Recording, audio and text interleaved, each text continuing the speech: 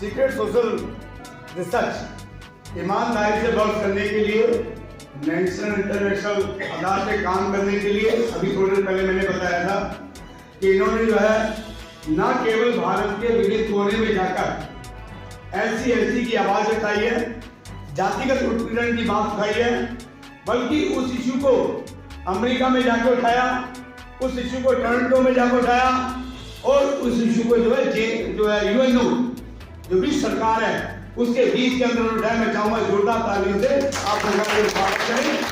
आज हमें इस काम को करने के लिए, दिन रात मेहनत करने के लिए उनको डॉक्टरेट की उपाधि के साथ इनको सम्मानित किया जा रहा है कॉन्स्टिट्यूशन के अंदर।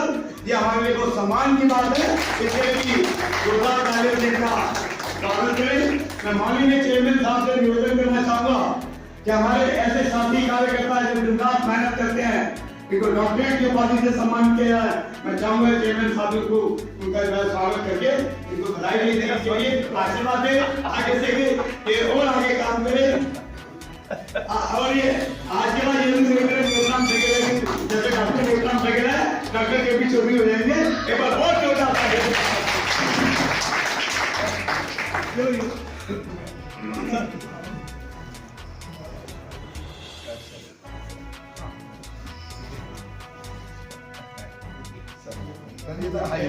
चलिए हो जाएगा।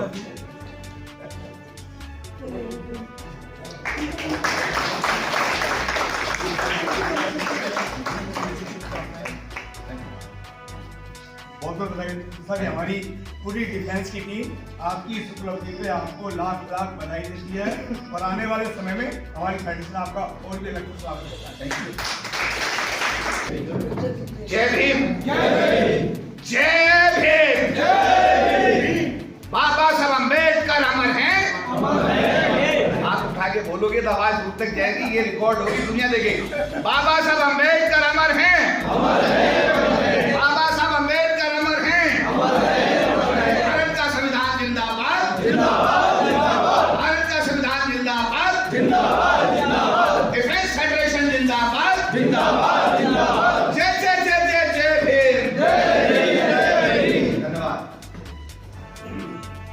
देश की व्यवस्था और दुनिया की व्यवस्था, जय भीम को समझते ना मैं क्या कह रहा हूं।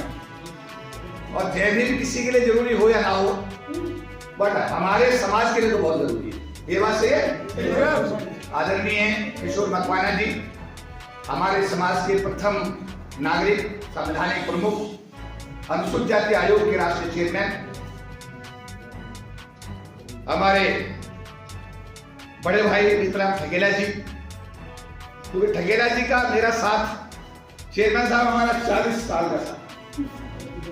हमने 40 साल में देश के कोने कोने में विभिन्न मंचों को साथ साथ साझा किया है।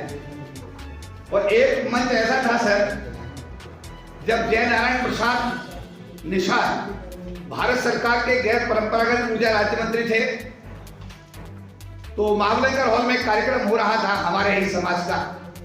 उन्होंने अपना भाषण दिया, मंच का संचालन कर रहे थे हमारे बड़े भाई नीतराम ठगेला जी। और वो जब चल रहे तो ठगेला जी ने हाथ पकड़ा, उन्होंने कहा मंत्री जी आपने बहुत सारी बात तो कह दी, हमारे समाज के मतलब की तो एक भी बात नहीं की, हमारे समाज की बात को पहले आप समझे बात। और ठगेला जी 100% टेस्टेड अम्बेडकरवादी और समाज के लिए सोचने वाले व्यक्ति। जोरदार तालियां के लिए, जोरदार। एक निवेदन करूंगा अपने संबोधन से पहले, इतना बड़ा संगठन डिफेंस का, पूरे राष्ट्र के नेता यहाँ मौजूद हैं, और ठगेला जी से जब बात होती है फाइनेंशियल मामले में, वो कहते हैं कई बार हमारा संगठन फाइनेंशियली थोड़ा सा, तो मैं चाहूंगा कि आर्थिक रूप से ठगेला साहब को जितने संसाधन आप देंगे आप उतने ही मजबूत होंगे, उतने ही मजबूत होंगे, उतने ही मजबूत होंगे। मेरा परम सौभाग्य है कि मुझे 1997 में राष्ट्रीय अनुसूचित जाति जनजाति आयोग जब इकट्ठा था, उस समय मुझे इस संगठन का राष्ट्रीय महासचिव बनाया गया था। उस समय भारत की सरकार ने 5 आरक्षण विरोधी आदेश जारी किए थे और एक के बाद एक रिजर्वेशन सब खत्म हो गया था, स्पेशल रिक्रूटमेंट ड्राइव सब खत्म हो गया था, रोस्टर खत्म हो गया था, समझे बात आप। लेकिन संगठन बना और संगठन ने आंदोलन देश में किया। ठगेला साहब हमारे साथ में कंधे से कंधे मिलाकर के खड़े रहे और उसका नतीजा ये हुआ कि 97 में जब हमने पहली रैली दिल्ली में की तो लाखों लोगों ने दिल्ली जाम कर दी। DR सिंह जी जो बैठे हैं हमारे सेंट्रल वेयर हाउसिंग के साथी, ये उसमें कंधे से कंधा मिला करके सारे सेंटरों ने मिलकर के तत्कालीन चेयरमैन हनुमंत थप्पा जी ने हमसे कहा तुम 10,000 आदमी KP चौधरी, ठेकेला जी या DR सिंह जी हमें दे दो तो हम आरक्षण विरोधी आदेश वापस करा देंगे। हमने 1 लाख आदमी 1997 की रैली में दिल्ली में बुलाए, कुछ नहीं हुआ।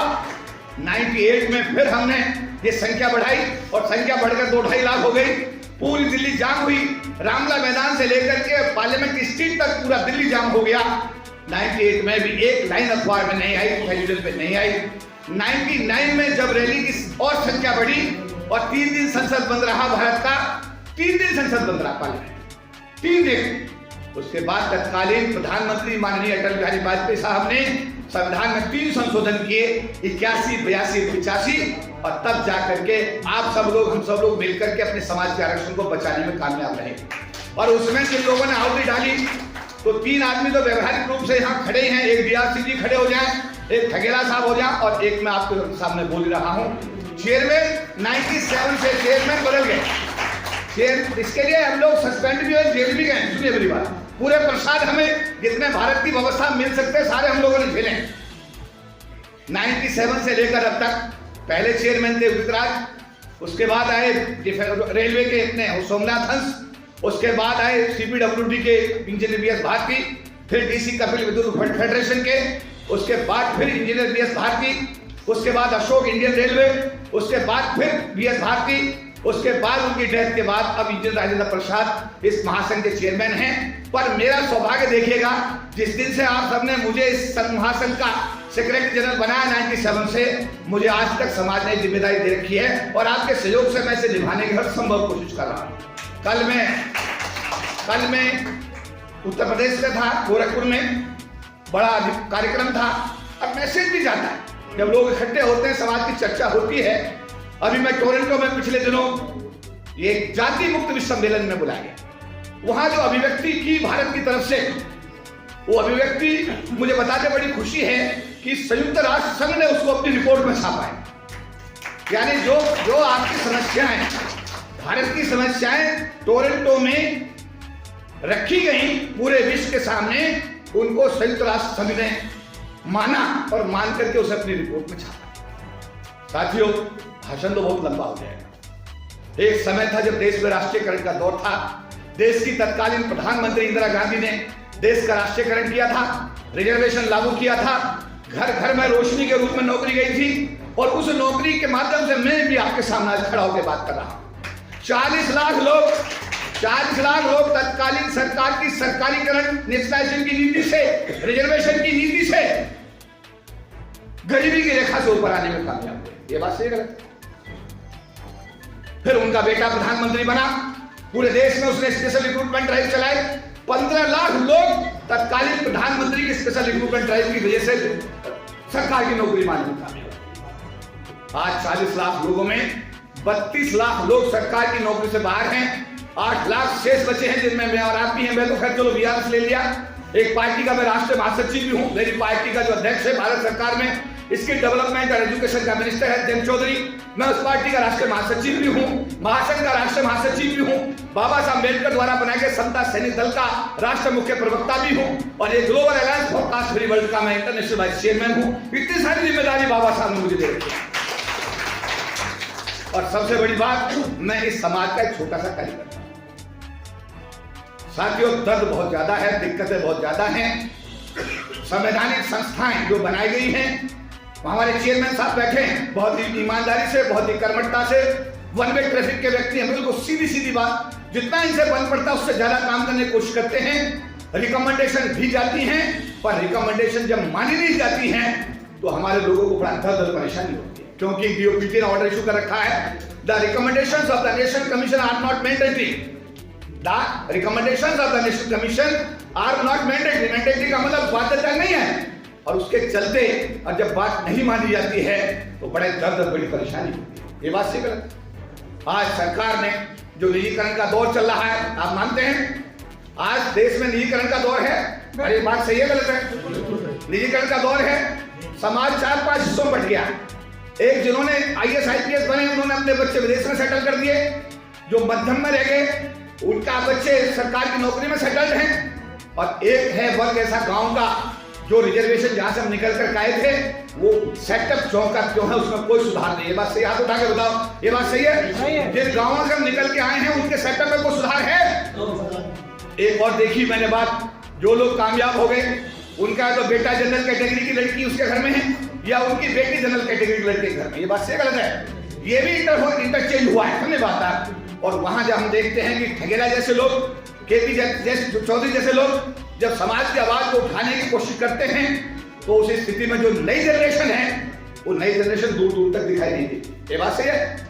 जो नई जनरेशन है वो दूर दूर तक दिखाई नहीं देती। मुझे चिंता इस बात की है कि हम लोगों के मरने के बाद जब हम लोगों का जीवन समाप्त होगा तो नई जनरेशन इस मूवमेंट को, बाबा साहब के मूवमेंट को कहां तक लेके जाएगी, ये हमारे लिए सबके लिए चिंतन मंथन का विषय होना चाहिए।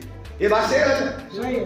डिफेंस का डिपार्टमेंट आपका बहुत बढ़िया डिपार्टमेंट है, बहुत अच्छा डिपार्टमेंट है, बहुत अच्छा काम कर रहे हैं ठगेला साहब, डेड ऑनेस्ट, इनके लिए जोरदार ताली बजाओ, डेड ऑनेस्ट। देखिए मेरा सौभाग्य है, मुझे SBI में भी जाना है, मुझे आपके बीच में भी आना है।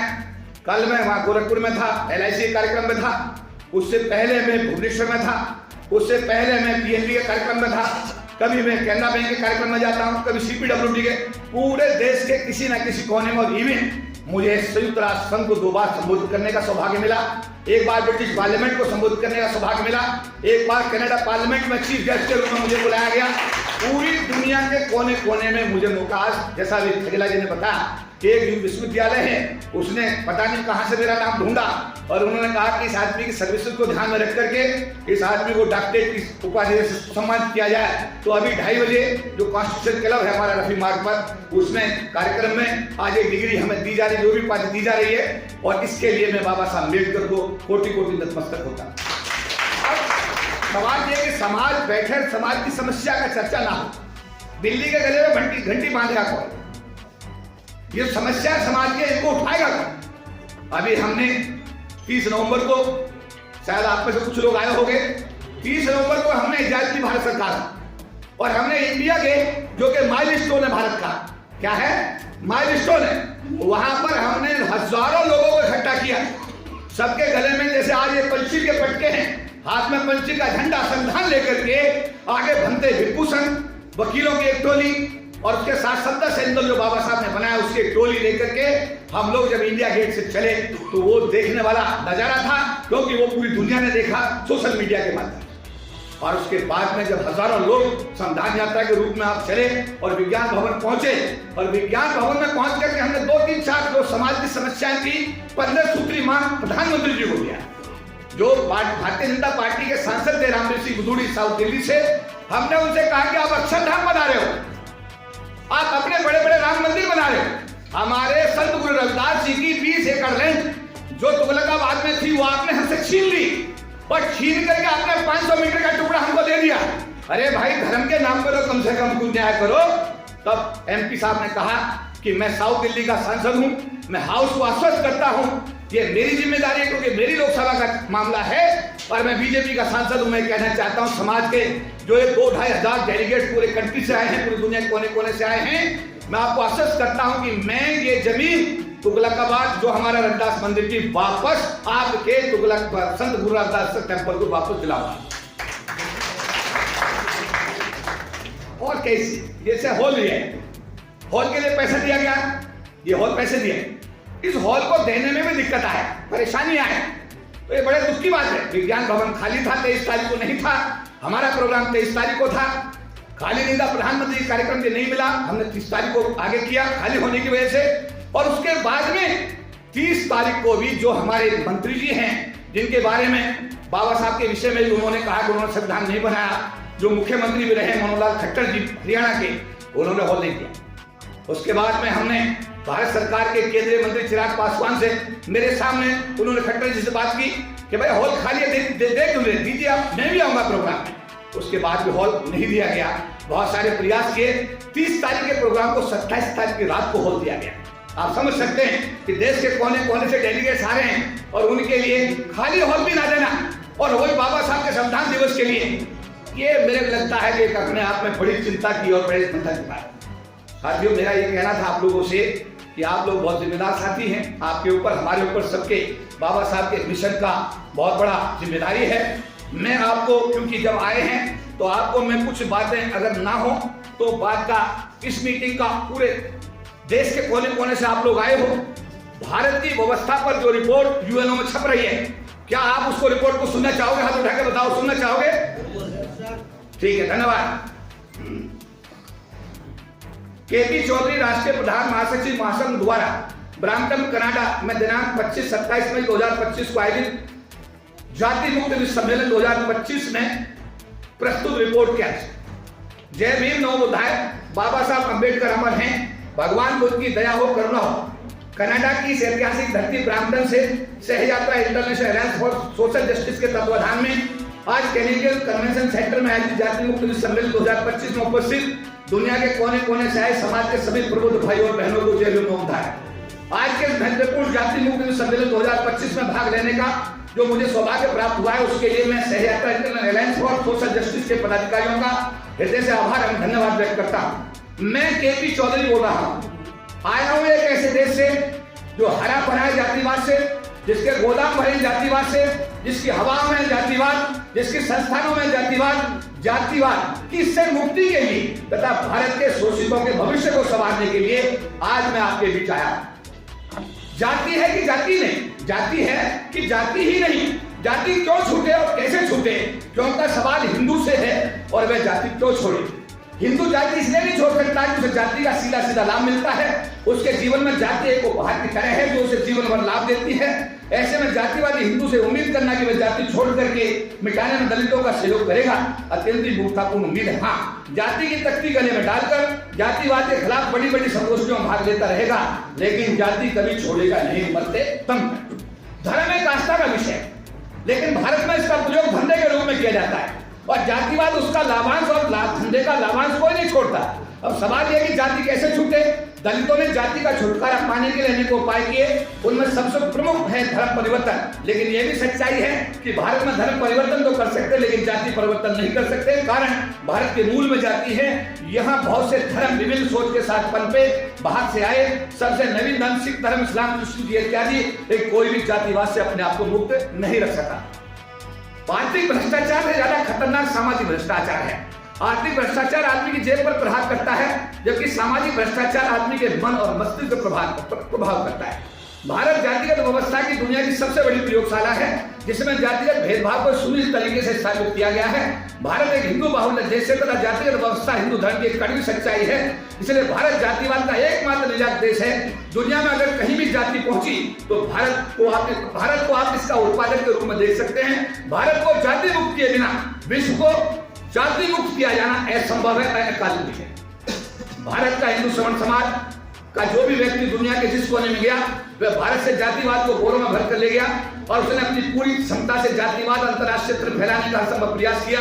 इस विराट समस्या के समाधान हेतु विश्व के अनेक देशों में जैसे ग्रेट ब्रिटेन तथा अमेरिका के सियाटल स्टेट आदि में कानून बनाने की आवश्यकता महसूस की गई है। भारत जैसे लोकतांत्रिक देश में आर्थिक एवं सामाजिक असमानता अपनी चरम सीमा पर है। विधायिका, कार्यपालिका, न्यायपालिका में तीनों स्तंभों में घोर जातिवाद है। बाबा साहब डॉक्टर भीमराव अम्बेडकर जी के अथक प्रयासों के कारण भारत की विधायिका में 25% का आरक्षण लागू है तथा इसी आरक्षण के आधार पर भारत की संसद में 5 वर्ष बाद 131 सांसद आरक्षित कोटे चुनकर आते हैं, जिनके कंधों पर अनुसूचित जाति जनजाति समाज के लोगों का प्रतिनिधित्व करने की जिम्मेदारी होती है। लेकिन ये सभी सांसद जो कानून बनाने की भाग सत्ता लोकसभा के सदस्य होते हैं, इनका अपने समाज के लोगों के वोट को लेकर संसद में जाने के अलावा कोई कार्य नहीं होता। अपने समाज के लोगों के दुखों परेशानियों को आवाज उठाने के स्थान पर ये लोग अपनी राजनीतिक पार्टियों के आदेशों का पालन करते थे। समाज के लोगों को समस्या को उठाने अथवा उनका समाधान कराने के स्थान पर समाज से दूरी बनाकर चलते हैं। बाबा साहब डॉक्टर भीमराव अम्बेडकर इस समस्या से भलीभांति परिचित थे। इसलिए उन्होंने ब्रिटिश पार्लियामेंट में आयोजित गोलमेज सम्मेलन में भारत के दलितों के लिए पृथक निर्वाचन की बात की। किसी बात के लिए? पृथक सेपरेट इलेक्टेड की मांग। उन्हें पता था इस बात का, लेकिन दुर्भाग्य देखिए कि पूना पैक्ट के माध्यम से जातिवादी व्यवस्था को मानने वाले लोगों ने दलितों का यह अधिकार उनसे छीन लिया। आजादी के 76 सालों में भी कार्यपालिका में दलितों का कुछ प्रतिनिधित्व होने के बावजूद भी कार्यपालिका का व्यवहार घोर जातिवादी है। कार्यपालिका पर जातिवादी लोगों का संपूर्ण कब्जा है। बाबा साहब डॉक्टर भीमराव अम्बेडकर द्वारा भारत में सरकारी क्षेत्र में अनुसूचित जाति जनजाति समाज के लोगों के लिए 22.5% के आरक्षण की व्यवस्था पूरी तरह अर्थहीन हो गई है, क्योंकि भारत में सरकारी क्षेत्र प्राय समाप्ति की ओर है तथा सरकारी विभागों का निजीकरण करके सरकारी नौकरियां लगभग समाप्त कर दी गई। सहमत है इस बात से आप लोग? अरे बात सही है। और सरकारी विभागों का निजीकरण करके सरकारी नौकरियां लगभग समाप्त कर दी गई हैं। अनुसूचित जाति जनजाति समाज के लोगों के लिए संविधान में संशोधन कर निजी क्षेत्र में आरक्षण की कोई व्यवस्था नहीं की जा रही है। भारत देश में पैदा होने वाले रोजगारों में अनुसूचित जाति जनजाति समाज के लोगों की भागीदारी ना के बराबर होती जा रही है। न्यायपालिका में अनुसूचित जाति जनजाति समाज के लोगों का प्रतिशत 0 के बराबर है। इसलिए अनुसूचित जाति जनजाति समाज के लोग जो छोटे मोटे अपराधों में वर्षों में जेल में सटते थे, तो उनकी कोई सुनवाई नहीं है।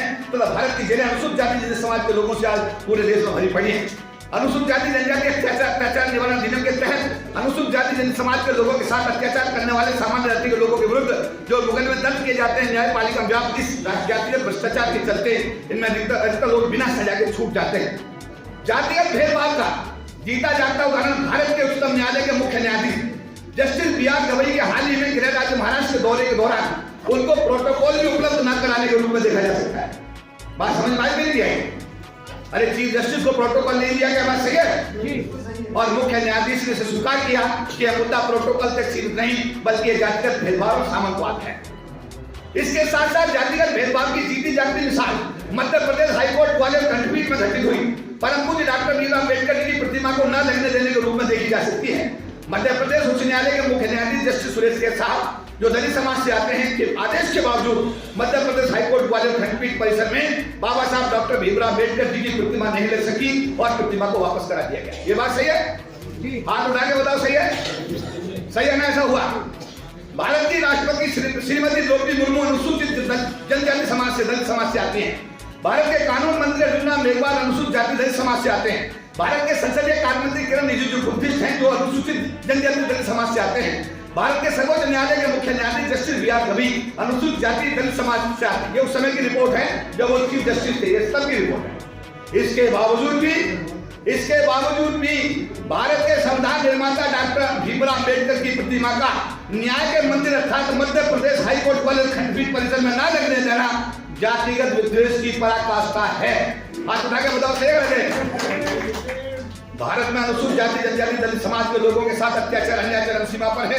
केंद्र सरकार और राज्य सरकारें चाहे किसी भी राजनीतिक दल की क्यों ना हो अनुसूचित जाति जनजाति समाज के कल्याण के मामलों में पूरी तरह उदासीन नेगेटिव है। सरकारों के पास अनुसूचित जाति जनजाति समाज के लोगों के कल्याण का कोई एजेंडा ही नहीं है। अनुसूचित जाति अत्याचार निवारण अधिनियम के तहत अगर कोई मुकदमा दर्ज भी होता है तो दोषी को सजा नहीं मिलती है। उसका हौसला इतना बढ़ जाता है कि खुलेआम अत्याचार और अन्याय करता है। बाबा साहब डॉक्टर भीमराव अम्बेडकर जी के उन शब्दों का उल्लेख करना कि धर्म मनुष्य के लिए कमीज की तरह है जिसे जब चाहे बदल सकता है, लेकिन जाति उसकी खाल की तरह है जो उसे जन्म से प्राप्त होती है, जीवन भर उसके शरीर से चिपकी रहती है और मृत्यु पर उसके शरीर के साथ जलती है। आज विश्व के स्तर पर आयोजित अंतर्राष्ट्रीय जाति मुक्त सम्मेलन में आए सभी प्रतिनिधियों के सम्मुख मैं निवेदन करना चाहूंगा कि जब तक भारत की जाति की व्यवस्था जिंदा है विश्व स्तर पर जाति मुक्त विश्व की कल्पना करना काल्पनिक होगा। आओ विश्व के कोने कोने से आए हम सब प्रतिनिधि मिलकर इस समस्या का स्थायी समाधान खोजें, पूरे विश्व को जाति मुक्त बनाने का संकल्प लें। बाबा साहब ने धर्म परिवर्तन का एक मार्ग जो हमें बौद्ध धर्म की ओर ले जाता है सुझा, लेकिन हमने उसे भी अपनाने में कोताही बरती। तो लगातार अत्याचार अन्याय झेल रहे अनुसूचित जाति जनजाति समाज के लोगों ने बौद्ध धर्म को स्वीकार नहीं किया। ऐसी परिस्थिति में भारत में जातिवाद एक गंभीर जटिल समस्या बनकर एक नासूर के रूप में स्थापित हो चुका है, जिसका अंत परम पूज्य बाबा साहब डॉक्टर भीमराव अम्बेडकर द्वारा सुझाए गए बौद्ध धर्म को अपना करके ही हो सकता है। भारत का संविधान भारत के किसी नागरिक को जातिगत आधार पर छुआछात करने भेदभाव करने की इजाजत नहीं देता, बल्कि ऐसा करने वाले समाज के अनुसंधान विरोधी लोगों के विरुद्ध कानूनी कार्रवाई करके उन्हें जेल भेजने का मार्ग प्रशस्त करता है। फिर भी भारत के संविधान का उल्लंघन क्यों? जातिगत आधार पर अत्याचार क्यों? जातिगत आधार पर भेदभाव क्यों? जातिगत आधार पर अन्याय क्यों? जातिगत आधार पर अमानवीय व्यवहार क्यों? भारतीय संविधान में किसी तरह की जातीय भेद की स्पष्ट बनाई है। संविधान हमारा संरक्षक है, पथ प्रदर्शक है। संविधान को पूर्ण लागू कराने के लिए आओ चलते हैं 2 कदम जातिवाद के खात्मे की ओर। आओ चलते हैं 2 कदम जातिवाद खात्मे की ओर।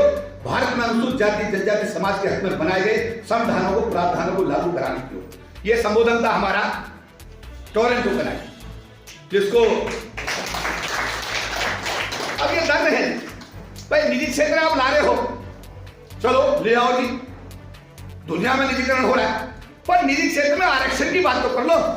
अरे ये हाउस में आप हाथ उठा के बताओ, इसका मतलब नहीं मेरी बात क्या निजीकरण में, निजी क्षेत्र में आरक्षण नहीं होना चाहिए? होना चाहिए। एक डॉक्टर अम्बेडकर थे जो सबको यहां तक ले आए।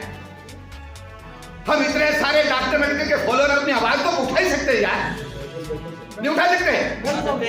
हमने आवाज अभी 30 नवंबर को पूरे देश के डेलीगेट के सामने विज्ञान भवन में उठाई थी। और जो मांग पत्र था, भाई साहब हमारे मकवाना साहब को भी आना था, लेकिन किसी व्यवस्था की वजह से नहीं आ पाए, तो वो हमने भारतीय जनता पार्टी के सांसद रामवीर सिंह गुदूड़ी जी को जिम्मेदारी दी कि आप हमारे समाज के 15 सूत्रीय मांगे जो हैं इनको प्रधानमंत्री तक पहुंचाने का काम करें, और उन्होंने सहज समाज के सामने पूरी जिम्मेदारी को स्वीकार किया। आज के सुंदर आयोजन के लिए बात बहुत सारी है। जब बात होती है समाज की तो बहुत लंबी चली जाती है। आप लास्ट समय की बात करो, अपनी जिम्मेदारी तय करो, किसी दूसरे की मत। ठगेला साहब की मत करो, मकवाना साहब की जिम्मेदारी तय मत करो, केपी चौधरी की मत करो, अपनी खुद की कर लो जिम्मेदारी तय कि हम इस मोमेंट में क्या सहयोग कर सकते हैं। 2 चीजें आपके पास है, बाबा साहब की दी हुई नौकरी से आपकी जेब में जो पैसा आता है उसमें से कुछ अंशदान अपने आंदोलन के लिए जरूर दो, और जब मीटिंग हो तो उस मीटिंग में इकाई के रूप में जरूर खड़े हो जाओ, जरूर खड़े हो जाओ, जरूर खड़े हो जाओ। अगर ऐसा करोगे तो आने वाले दिनों में जब 97, 98, 99 में हम लोग जब लड़ रहे थे, 2018 2 अप्रैल को जब मैं पार्लियामेंट स्ट्रीट पर एक आंदोलन को लीड कर रहा था, जब एट्रोसिटी एक्ट को खत्म किया गया था, तो भारतीय जनता पार्टी के सांसद हमारे मंच पर आ गए। जनक कुमार जो इस समय बिहार सरकार के अंदर काबीना मंत्री हैं, हमने उनसे पूछा कि आप गोपालगंज से लोकसभा के सांसद हैं, हमारा एक भाई चंद्रशेखर आजाद जेल में बंद है, इलाहाबाद हाईकोर्ट ने उसको जमानत दे दी है, उसके बाद भी आपकी सरकार ने उसको रासुका लगा के उसे जेल को बंद कर रखा है। क्या आपने लोकसभा में आवाज उठाई? अगर नहीं उठाई तो आप मन से चले जाइए, और आप सबके सामने, लाखों लोगों के सामने हम लोगों ने मन से नीचे कर दिया कि आप जाइए, या तो आवाज उठाइए। मैं ये कहना चाहता हूँ 97 में हमने आंदोलन चला था, ठेकेदार साहब से पूछे, डीआरसी से पूछे, जो सांसद हमारी आवाज नहीं उठाएगा हम उसकी लोकसभा में जाकर के उसका विरोध करेंगे। ये हमने उठाया था, और उसके बाद 1999 में 7, 8, 9 अप्रैल को भारत की संसद बंद की लोकसभा के सांसदों ने। हम आज आपसे कहना चाहते हैं कि बच्चा रोता नहीं तो मां भी दूध नहीं पिलाती। जब तक अपनी बात बताओगे नहीं, जब तक चिल्लाओगे नहीं, सरकार आपकी सुनने वाली नहीं है, नहीं है, नहीं है। इसलिए ठगेला साहब के नेतृत्व में डिफेंस डिपार्टमेंट को, जैसे पहले आपने महासंघ को मजबूत करने का काम किया, मैं संगठन का कार्यकर्ता, महासचिव होने के नाते आप सबसे निवेदन करता हूं, आप सबसे अनुरोध करता हूं, कृपया करके बाबा साहब के मिशन को मरने मत देना, मरने मत देना, मरने मत देना। और एक इतिहास आपका भी लिखा जाएगा, मेरा भी लिखा जाएगा, और इतिहास में कम से इतना जरूर लिखा जाना मेरे अपने इतिहास में कि हमने भी बाबा साहब मिशन के लिए थोड़ी थोड़ी आहुति दी। इस सुंदर आयोजन के लिए आप सभी को जय हिंद, नमो बुद्धाय।